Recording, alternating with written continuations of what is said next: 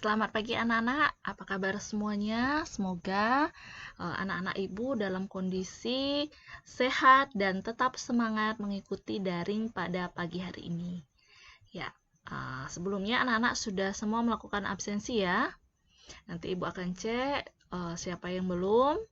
Nah, untuk hari ini kita akan bahas tentang pertolongan eliminasi BAK dan BAB.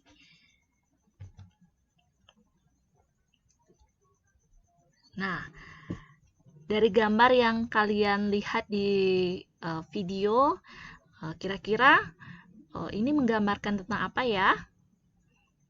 Ya, benar sekali ya anak-anak ya.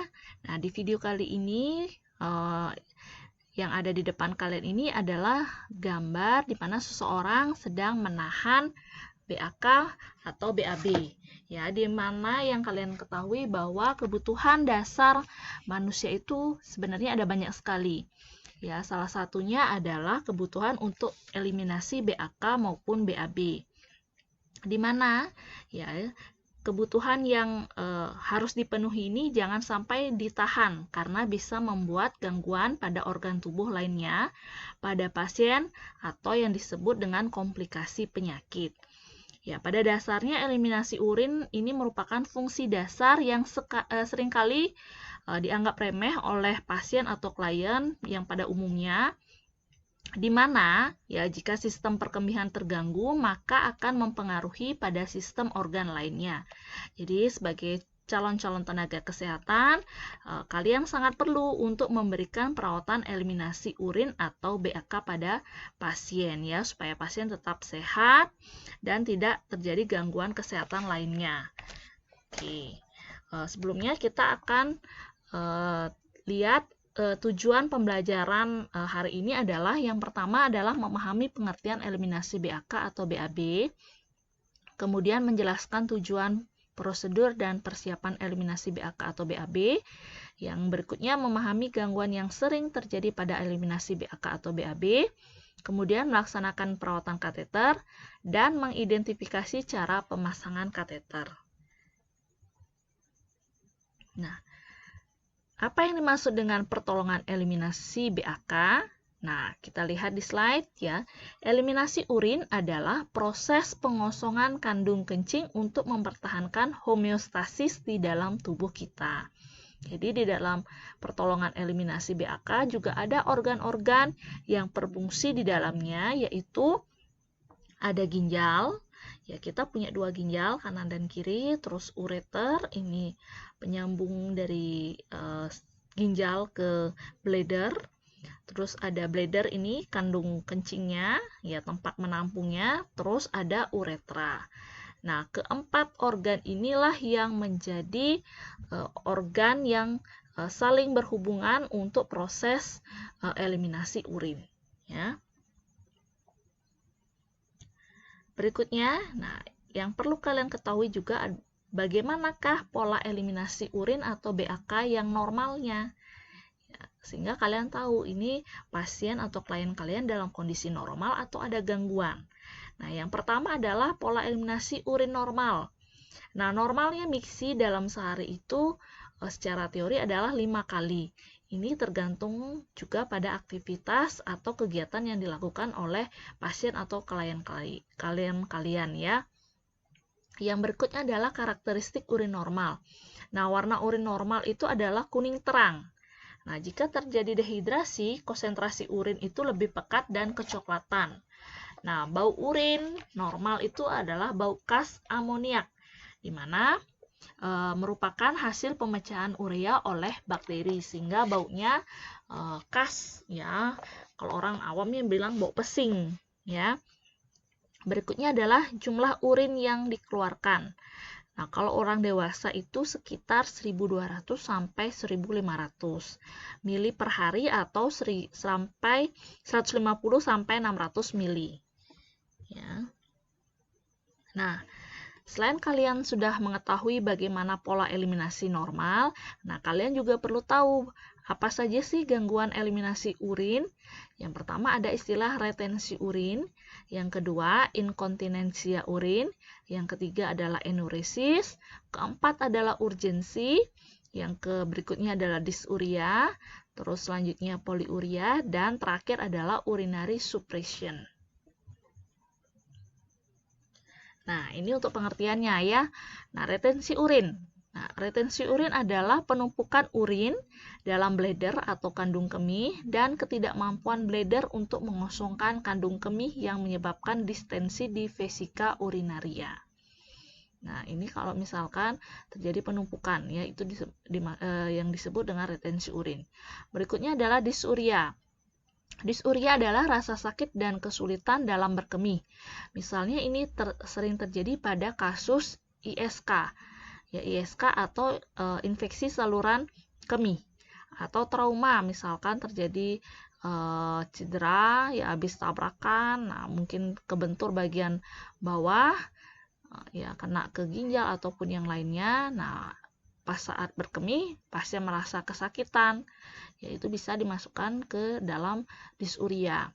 Atau struktur ureta, yaitu penyempitan di saluran uretranya, ya sehingga pasien begitu mau kencing juga merasakan rasa sakit. Berikutnya adalah poliuria, di mana produksi urin itu melebihi normal tanpa peningkatan intik cairan. Nah, ini sering terjadi pada kasus diabetes mellitus, di mana pasien itu tidak terlalu banyak minum, tetapi kencingnya sering.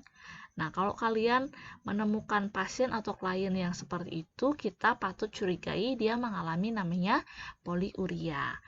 Ya, jadi harus dilakukan pemeriksaan lebih lanjut sehingga kita tahu ini pasiennya DM atau ada gejala yang lain, ya. Nah, berikutnya adalah urinary suppression, di mana keadaan ginjal tidak memproduksi urin secara tiba-tiba. Ini dibagi menjadi dua juga, ada anuria, yaitu urin kurang dari 100 ml per 24 jam, atau oliguria, yaitu urin berkisar 100-500 ml per jamnya. Nah, yang berikutnya adalah urgensi, di mana perasaan seseorang ingin segera berkemih dan biasanya terjadi pada anak-anak, karena kemampuan sphincter internalnya untuk mengontrol itu masih kurang. Ya, terus selanjutnya adalah inkontinensia, di mana keadaan orang mengalami pengeluaran urin secara terus-menerus dan tidak dapat diperkirakan. Jadi terus-terusan dia miksi atau buang air kecil. Ya, itu disebut dengan inkontinensia. Berikutnya adalah enurisis, yaitu ketidaksanggupan menahan kemih atau mengompol yang diakibatkan tidak mampu mengontrol sphincter eksternal. Ini biasanya terjadi pada anak-anak ataupun pada lansia, di mana kalau anak-anak itu dia belum bisa nahan kencingnya, sehingga dia masih sering kencing di celana ataupun di kasur. Ya, begitu juga untuk lansia karena sudah mengalami penurunan atau disfungsi, ya sehingga dia sphincter eksternalnya juga mengalami penurunan, ya. Jadi dia nggak berasa dia pipis atau enggak, ya. Nah, berikutnya penanggulangan gangguan eliminasi urin atau BAK. Yang pertama itu pengambilan urin biasa, ya di mana urin itu ditampung pada suatu wadah. Ya ini biasanya kalau untuk mengukur atau mengecek kadar gula darah atau tes kehamilan, ya. Terus pengambilan urin steril, ini pengambilan urin dengan menggunakan alat steril untuk mengetahui adanya infeksi pada uretra, ginjal atau saluran kemih.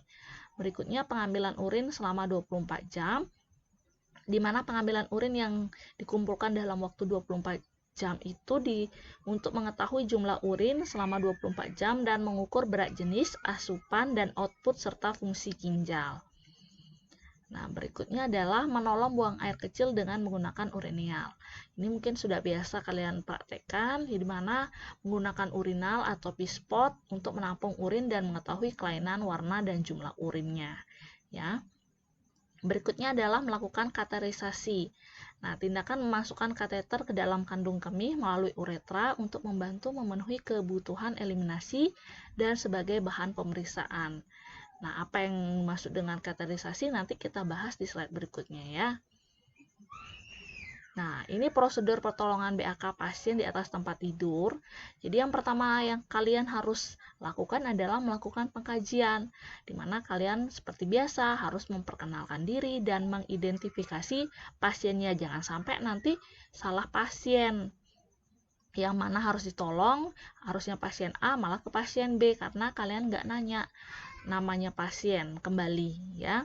Terus yang kedua, menyampaikan maksud dan tujuan tindakan, menanyakan kesediaan pasien, kontrak waktu juga, dan tanyakan juga keadaan pasien pada saat kalian akan melakukan tindakan ya. Terus yang kedua adalah melakukan persiapan alat. Nah, ini juga penting ya, jangan sampai nanti kalian menolong pasien untuk eliminasi BAK malah ada alat yang ketinggalan, misalkan pispotnya yang ketinggalan atau urinalnya yang ketinggalan. Ya, jangan sampai itu terjadi. Jadi, alat dan bahan yang dibutuhkan itu diambil dan disusun secara lengkap pada troli. Nah, alat-alatnya seperti troli, baki, pispot, urinal, bedpan tertutup, terus perla, alas, ya, air dalam botol cebo, APD itu penting, tisu toilet, bengkok, selimut mandi, sabun, dan air mengalir atau hand hygiene ya. Nah, berikutnya kita masuk ke tahap kerjanya. Nah, membantu buang air kecil. Yang pertama adalah dekatkan alat. Ya, nggak boleh kita jauh-jauh dari alat. Ya, itu untuk membantu pergerakannya kita juga. Ya, terus yang kedua yaitu gunakan APD. Jangan lupa juga kita cuci tangan, ya, ganti selimut pasien dengan selimut mandi, terus lepaskan pakaian bawah pasien, ya, atur posisi klien ke dorsa recumbens, terus pasang alas urinal di bawah gluteanya, letakkan urinal di bawah glutea untuk wanita atau di antara kedua paha dengan ujung penis masuk ke lubang urinal untuk pria. Terus yang kesembilan, anjurkan pasien untuk berkemih. Ya, setelah selesai, bersihkan dengan menyiramkan air dalam botol pada alat kelamin pria atau wanita dan keringkan dengan menggunakan tisu toilet ya, supaya nggak lembab nanti ya. Berikutnya adalah menyimpan alat. Nah, setelah selesai di tahap kerja, jangan lupa kalian merapikan alat ke tempat masing-masing, jangan sampai di troli itu berantakan. Jadi kalian kelihatan nggak profesional nanti bekerja ya. Terus yang berikutnya adalah lepas APD. Setelah itu cuci tangan, baru nanti kalian melakukan terminasi terhadap pasien. Nah, setelah kalian melakukan terminasi, jangan lupa untuk mendokumentasikan tindakan karena ini penting. Ya, dimana pencatatan kegiatan itu ditulis di lembar dokumentasi. Seperti misalkan jumlah kencingnya berapa, terus warnanya seperti apa, ya, atau yang lainnya ya. Dan jangan lupa juga saat mendokumentasikan kalian bawa alat tulis. Ini penting ya, karena alat tulis misalkan ballpoint ya atau pulpen itu sebagai senjatanya perawat nih. Jangan sampai kamu mau nulis malah nggak bawa pulpen ya. Nah, berikutnya adalah perawatan kateter. Nah, selang yang terbuat dari silikon yang dimasukkan ke kandung kencing untuk mengeluarkan urin. Nah, ini yang dimaksud dengan selang kateter. Nih ya, ini terbuat dari silikon. Jadi dia tidak keras ini ya. Ini ada 2 cabang ya. Nanti ini masuk ke urin bag ya. Terus ini nanti untuk masukkan spike-nya ya. Nah, ini urin bag. Urin bag ini tempat penampungannya. Jadi letaknya harus lebih rendah, ya, lebih rendah dari kateternya. Jadi nggak boleh tinggi atau sejajar. Jadi nanti kumannya bisa masuk lagi atau reflux dia ke dalam selangnya, ya. Nah, kita lihat bagaimana cara pemasangan kateter, ya.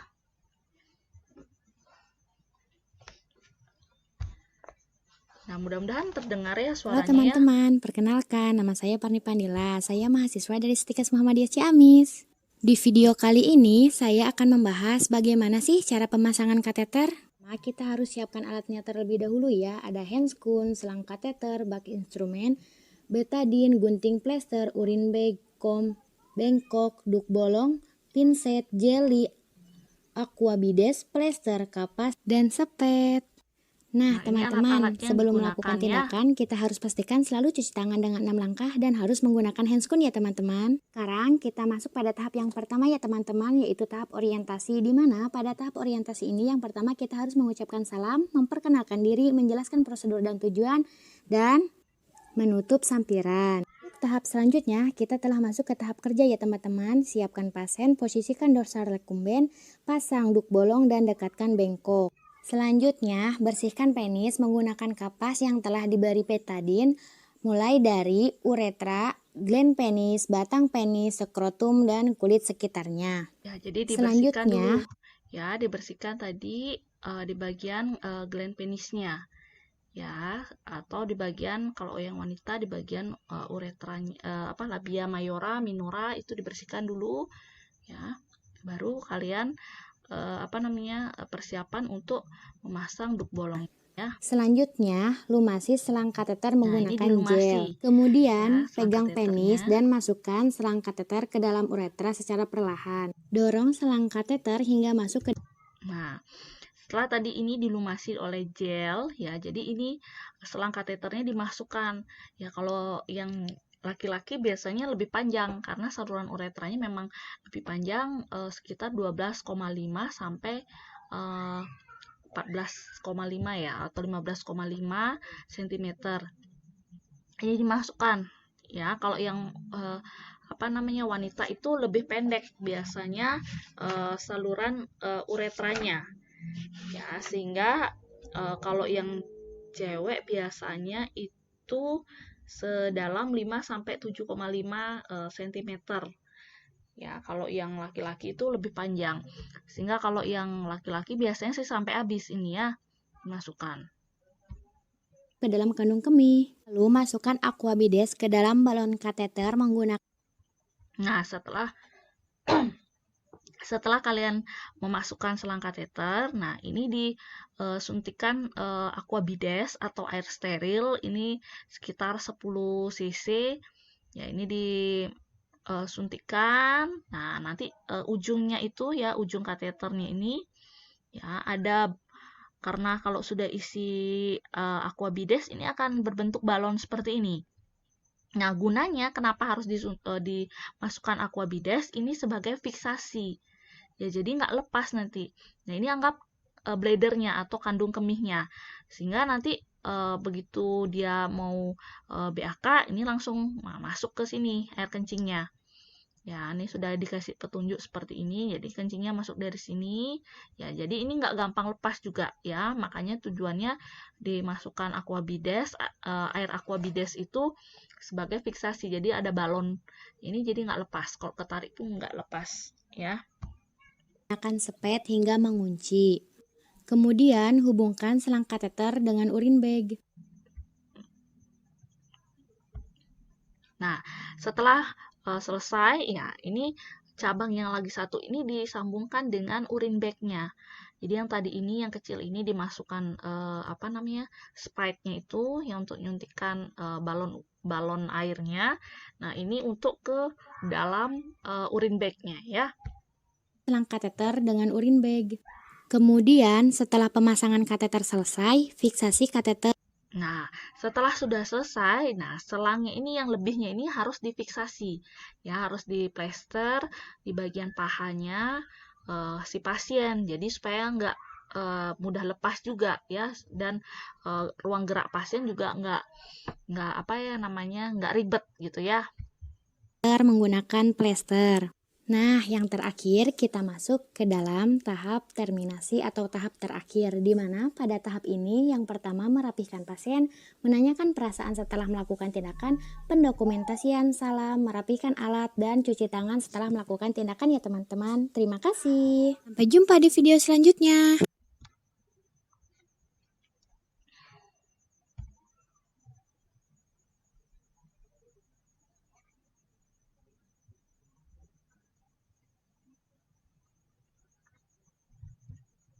Oke, tadi sudah untuk pemasangan kateternya. Nah, berikutnya adalah faktor yang mempengaruhi eliminasi urin atau BAK. Yang pertama itu ada diet atau asupan makanan atau intake makanan yang masuk ke dalam tubuh kalian. Nah, jumlah dan tipe makanan ini merupakan faktor utama yang mempengaruhi output urin atau jumlah urinnya. Misalkan protein dan natrium dapat menentukan jumlah urin yang dibentuk. Ya, selain itu minum kopi juga dapat meningkatkan pembentukan urin. Jadi ini juga menjadi salah satu faktor yang mempengaruhi jumlah urin kalian. Ya, yang berikutnya adalah lifestyle atau gaya hidup. Ya, ini perubahan gaya hidup dapat mempengaruhi juga pemenuhan kebutuhan eliminasi. Ya, misalkan hal ini terkait dengan tersedianya fasilitas toilet.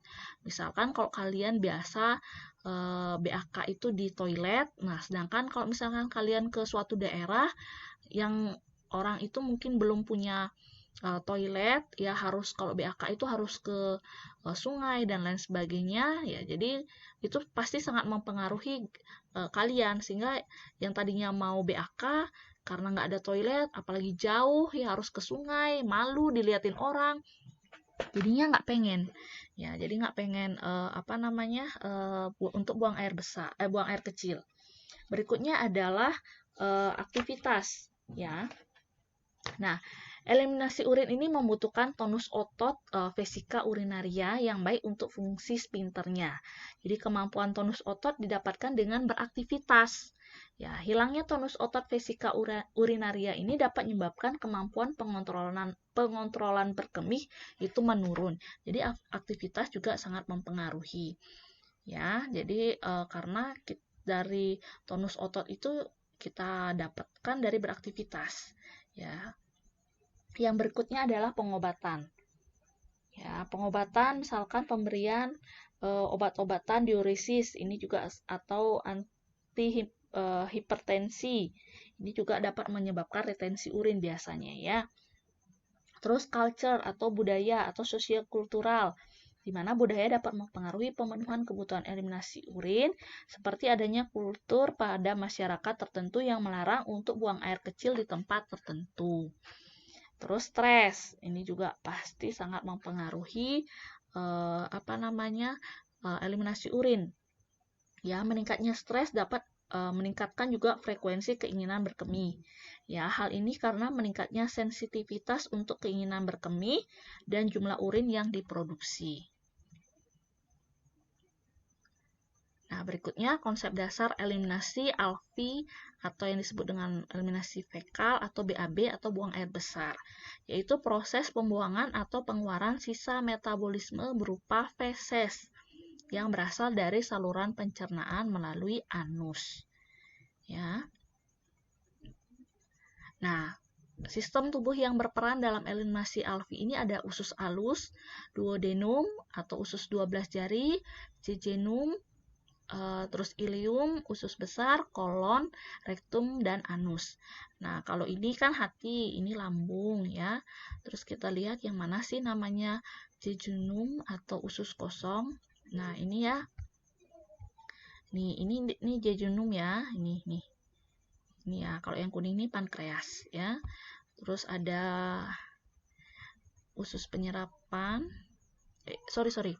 Ini yang tadi Ibu sebutkan itu duodenum ya, yang di belakang ini yang kelihatan. Ya, ini duodenum. Ya, ini sambungan dari lambung itu. Setelah itu ini ada jejunum ya. Terus ini usus penyerapan. Terus ini kolon atau usus besar. Ya, ini ada kolon kok dibelah ya. Terus ada rektum, terakhir ada anus ya, tempat pembuangan akhirnya ya. Nah, ini masalah-masalah yang mungkin juga pernah kalian alami ya dalam kebutuhan eliminasi BAB. Salah satunya adalah konstipasi, yaitu merupakan gejala bukan penyakit ya, yaitu menurunnya frekuensi BAB disertai dengan pengeluaran feses yang sulit atau keras. Terus yang berikutnya adalah infection, di mana kumpulan feses yang mengeras dan mengendap di rektum dan tidak dapat dikeluarkan. Terus diare, nih ini juga sering pasti nih. Nah, anak kalau salah makan, ya biasanya mengalami diare. Ya, merupakan BAB yang sering dengan cairan dan feses yang tidak berbentuk. Terus ada inkontinensia fekal, di mana suatu keadaan tidak mampu mengontrol BAB dan udara dari anus. BAB encer dan jumlahnya juga banyak.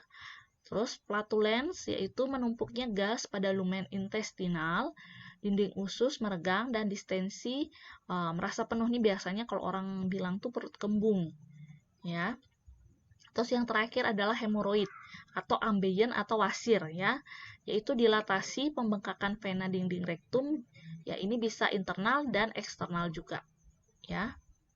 Nah, Kalau alat-alat yang digunakan dalam melakukan pertolongan BAK atau BAB juga mungkin kalian sudah sering melihat, ya. Sorry.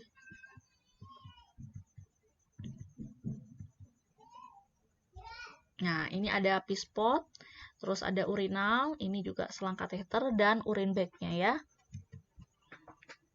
Nah, prosedur pertolongan BAB hampir sama dengan BAK, ya, di mana sebelumnya kalian melakukan persiapan pada klien atau pasien, ya, mengkaji, memperkenalkan diri, dan mengidentifikasi pasien, menyampaikan maksud dan tujuan, menanyakan kesediaan pasien, mempersilahkan pengunjung untuk menunggu di luar, dan menyisakan satu anggota keluarga untuk tetap berada di dalam. Misalkan kalau pasiennya ini lebih berat atau lebih gede daripada kalian, nah satu anggota ini juga bisa kalian mintakan tolong untuk mungkin bantu megang atau miringkan pasien, ya. Terus menutup pintu atau sampiran atau jendela atau memasang sketsel atau menyalakan lampu jika ruangannya gelap. Terus persiapan alatnya ya hampir sama juga ya, ada troli, pispot, atau urinal, ya, terus ada perla, air dalam botol cebok, APD, kapas cebok, tisu toilet, bengkok, selimut mandi, sabun dan air mengalir, lembar dokumentasi dan alat tulis. Nah, untuk menolong pasien buang air besar di tempat tidur, jadi dekatkan alat, ya, gunakan APD, jangan lupa juga cuci tangan dulu, ganti selimut pasien dengan selimut mandi, lepaskan pakaian bawah, atur posisi ke dorsa recumbent, terus pasang alas atau perlak di bawah glutea. Anjurkan pasien untuk BAB. Setelah selesai, bersihkan menggunakan air dalam botol cebok dengan kapas cebok. Terus angkat bedpan lalu ditutup dan letakkan di bawah troli terlebih dahulu. Ya, keringkan dengan menggunakan tisu toilet, angkat perlak di bawah glutea, gunakan pakaian bawah pasien kembali, dan terakhir ganti selimut dengan selimut bersih. Nah, setelah kalian melakukan tahapan kerja, jangan lupa juga kalian melakukan evaluasi tindakan yang telah kalian lakukan kepada pasien. Terakhir, rapikan alat dan lepas APD, cuci tangan. Ya, yang kelima yaitu melakukan pencatatan dan pelaporan. Ya, gimana warna feses, terus bagaimana baunya dan lain sebagainya ya. Nah, demikian yang bisa Ibu sampaikan untuk pertemuan kita hari ini. Apabila anak-anak ada pertanyaan, silakan langsung tulis di kolom komentar di Classroom.